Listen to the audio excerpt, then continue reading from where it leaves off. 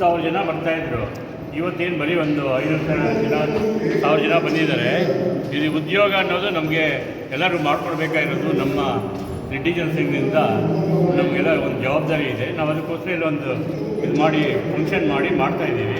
ದಯವಿಟ್ಟು ಎಲ್ಲರಿಗೂ ಉದ್ಯೋಗ ಸಿಗಲಿ ಅಂತ ನಾವು ಕೇಳ್ಕೊಳ್ತೀವಿ. ನಮ್ಮ ರೆಡ್ಡಿ ಜನಸಂಘದ ವತಿಯಿಂದ ಈ ಉದ್ಯೋಗ ಮೇಳವನ್ನು ಮಾಡಿರ್ತಕ್ಕಂಥದ್ದು ಎಲ್ಲರಿಗಿಂತ ಸಂತೋಷ.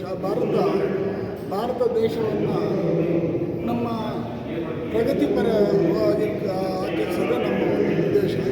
ಇವಾಗ ರೆಡ್ಡಿ ಜನಸಂಘ 100 ವರ್ಷ ಆಗಿರೋದ್ರಿಂದ 100 ವರ್ಷದಲ್ಲಿ ಈ ಒಂದು ಉದ್ಯೋಗ ಮೇಳದ ಮೇಲೆ ಒಂದು 1,000 ಜನ ಸೇರಿರ್ಬೋದು. 1,000 ಜನಕ್ಕೂ ಉದ್ಯೋಗ ಸಿಗಲಿ, ನಮ್ಮ ಕೈಲಾಗ